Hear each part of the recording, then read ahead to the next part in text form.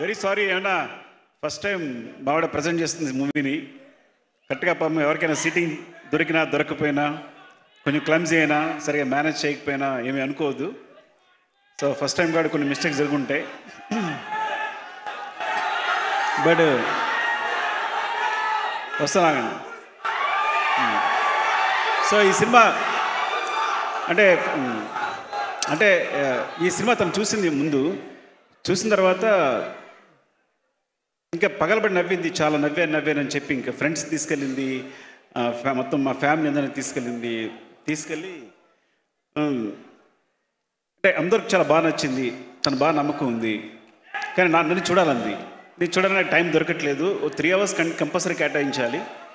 సరే హోమ్ థియేటర్లో లోడ్ చేయమని చెప్పాను. సో ఎలాగైతే ఒకరోజు చూశాను, చాలా నచ్చింది. కానీ ఇప్పుడు నన్ను బిజీలో నేను ఒక సినిమాని కాన్సన్ట్రేట్ చేసి నేను రిలీజ్ చేయడం చాలా టఫ్ అయిన విషయం. అదే చెప్పాను తనకి. సో ఇప్పుడు నేను చేయలేను, బికాస్ నా సినిమా క్లైమాక్స్ ఉంది, బిజీగా ఉన్నాను నేను, ఇప్పుడు నేనేం చేయలేను అని చెప్పాను.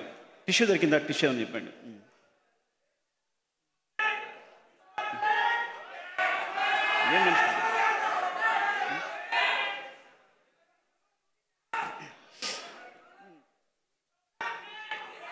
సో ఐఎమ్ సారీ, ఒక్క నిమిషం ఆగండి. మేము క్లైమాక్స్ షూట్లో ఉన్నాం, మీరు డిస్టర్బ్ చేస్తే చాలా ప్రాబ్లం అయిపోయింది. సో తను చెప్పింది ఇట్లా అని నేను చూడడం కుదరలేదు. సో ఒకరోజు అనుకోకుండా షూట్ క్యాన్సిల్ అయింది. నా హెల్త్ బాగుపడడం వల్ల చూశాను.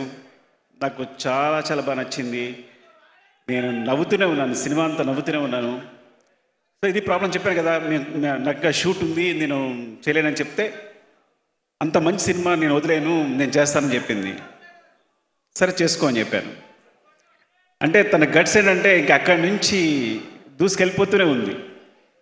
ఒకరోజు అంటే సడన్గా నాకు ఎక్కడో తెలిసింది, ఉపాసన గారికి మెసేజ్ చేసేస్తే చరణ్తో ట్వీట్ చేంజ్ నాకు తర్వాత తెలిసింది. తర్వాత నేను చరణ్ మెసేజ్ పెట్టాను, సారీ ఏమనుకోవద్దు, నాకు తెలియదు యాక్చువల్గా ఇలా తను ఏదో అమాయకత్వంతో చేసింది. No it's not a problem, తను వెళ్తుంది కదా ఇట్స్ అని చరణ్ చెప్పాడు. Thank you Charan. అట్లాగే తర్వాత సో ఇలా శశి గారితో చూపించి, మన మైత్రి శశి గారు చూస్తే థ్యాంక్ యూ శశి గారు. ఫస్ట్ ఆఫ్ ఆల్ మీరు చూసి సినిమా చూసి చాలా బాగుందని నమ్మకం ఇచ్చారు. అలాగే రవి గారు నవీన్ గారు చూశారు, అందరికీ నచ్చింది, అందుకే వాళ్ళు డిస్ట్రిబ్యూషన్ తీసుకున్నారు. సో ఇట్లా జరుగుతుంది. ఇప్పుడు ఒక ఇంపాసిబుల్ విషయం ఏంటంటే వచ్చి ఎంత ధైర్యంగా వచ్చేసి తన దగ్గరికి వచ్చేసి బన్నీ గారి దగ్గరికి వచ్చేసి నాకు తెలీదు, నేను అడిగేశాను ఆయన చేస్తానని చెప్పింది. ఏం అడిగా ఉన్నా ప్రీలీజ్ ఈవెంట్ అని, బుద్ధి ఉందా నీకు? క్లైమాక్స్ జరుగుతుంది ఇక్కడ, చాలా వర్క్ ఉంది మాకు ఇక్కడ, నేను అడిగాను అని. సో తను నేను సారీ డార్లింగ్ ఏమనుకోవద్దు, తను అడిగేసి నేను అడుగుతాను అనుకోలేను, అడిగింది అనుకున్నాను, నిజంగా నాకు తెలియదు. సో చెప్పండి నో డార్లింగ్, ఫస్ట్ టైం తను ప్రజెంట్ చేస్తుంది, అలా ఇండిపెండెంట్గా వెళ్ళాలి, యూ హ్యావ్ టు సపోర్ట్, నేను వస్తాను చేద్దాం, అదేం ప్రాబ్లం లేదు, మనం నువ్వే షూట్ చూసుకో, కాకపోతే నువ్వే నన్ను 4 o'clock పంపించాలి అన్నాడు. Thank you so much darling. అసలు అంటే నేనైతే ఈ విషయానికి ఈ చిన్న సినిమాకి నేను అడగడానికి కూడా సాహసించాను. ఈ చిన్న సినిమా నువ్వు రావడం వల్ల చాలా పెద్ద సినిమా అయిపోయింది. ఇలాంటి ఒక చిన్న సినిమాకి అంటే చూసి ఏమంటారు, నేను లక్ష్మణ్ చూసి భయపెడుతున్నా. లక్ష్మణ్ మోహన్ వాళ్ళ బ్రదర్స్ ఇద్దరు వచ్చారు. వస్తే వాళ్ళ సినిమా వాళ్ళు వచ్చిన తర్వాత నేను అడుగుతూనే ఉన్నాను, వాళ్ళు బాగానే ఉన్నారా?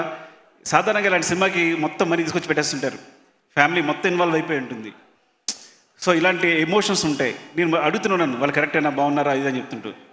సో తర్వాత సపోర్ట్గా అంటే ఫస్ట్ ఆఫ్ ఆల్ ప్రొడ్యూసర్స్కి చెప్పాలి, రిషి గారు, ప్రసాద్ గారు, బుజ్జి గారు, ఇలాంటి చిన్న డైరెక్టర్ నమ్మి, చిన్న డైరెక్టర్ అంటున్నాను ఏమనుకోవద్దు, బికాస్ ఫస్ట్ టైం చేసినప్పుడు ఎవరికి నమ్మకుండదు కాబట్టి ఒక డైరెక్టర్ నమ్మి వాళ్ళు మనీ పెట్టడం అనేది చాలా గొప్ప విషయం, ఇలా ప్రోత్సహించడం అనేది.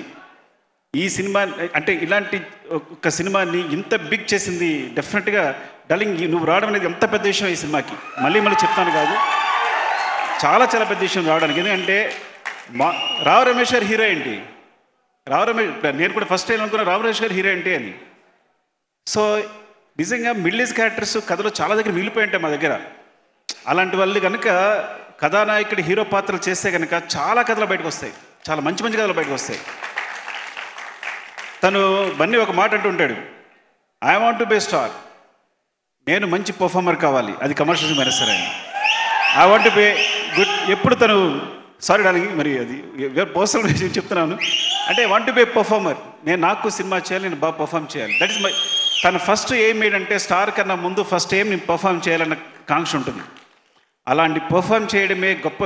ఒక పెద్ద హీరో ఒక తనున్న పొజిషన్లో పర్ఫామ్ చేయడమే గొప్ప విషయం అనుకుంటే కనుక, అట్లా గొప్పగా పర్ఫామ్ చేసే రావు రమేష్ గారు కూడా is a biggest star. So perform చేసే ప్రతి ఒక్కరిని హీరోగా చూస్తాను నేను.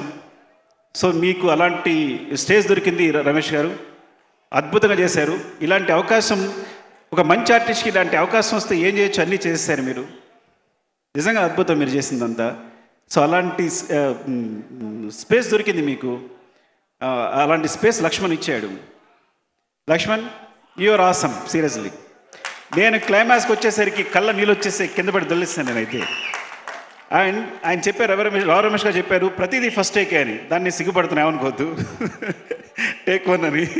అన్నీ టేక్ 1 టేక్ 2 సార్ అని.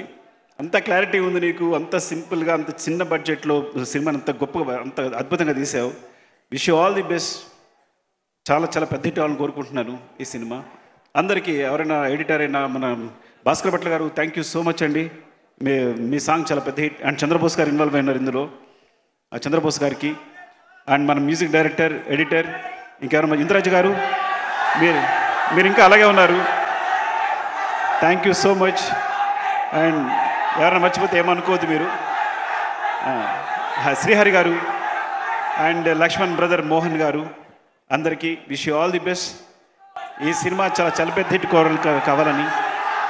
సో మావిడ తప్పిత విషయం ఏంటంటే, ఒక సినిమాని సపోర్ట్ చేయాలని ఒక మంచి నిర్ణయంతో, ఇంత మంచి సినిమాని సపోర్ట్ చేయాలని నిర్ణయంతో వచ్చింది. I think wish you all the best madam. మీరు పెద్ద హిట్ కూడా కావాలని కోరుకుంటున్నారండి. Thank you madam. Love you all.